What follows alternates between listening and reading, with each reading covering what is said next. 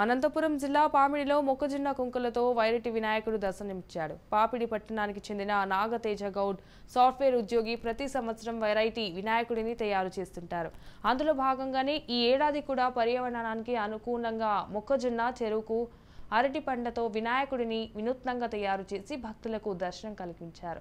ఈ సందర్భంగా ఈ వినాయకుడిని మొత్తం 3 రకాల చెరుకు, అరటి, మొక్కజొన్న కంకులతో తయారు చేశామని తేజ తెలిపారు. గణపతిని తయారు చేసుకున్నామన్నమాట. అదే ప్రాసెస్లో ఈ సంవత్సరం మేము ఇంకో గణపతిని తయారు చేసుకున్నామన్నమాట. అదే ప్రాసెస్లో ఈ సంవత్సరం మేము ఇంకో గణపతిని తయారు చేసుకున్నామన్నమాట. అదే ప్రాసెస్లో ఈ సంవత్సరం మేము ఇంకో గణపతిని తయారు చేసుకున్నామన్నమాట. అదే ప్రాసెస్లో ఈ సంవత్సరం మేము ఇంకో గణపతిని తయారు చేసుకున్నామన్నమాట. అదే ప్రాసెస్లో ఈ సంవత్సరం మేము ఇంకో గణపతిని తయారు చేసుకున్నామన్నమాట. అదే ప్రాసెస్లో ఈ సంవత్సరం మేము ఇంకో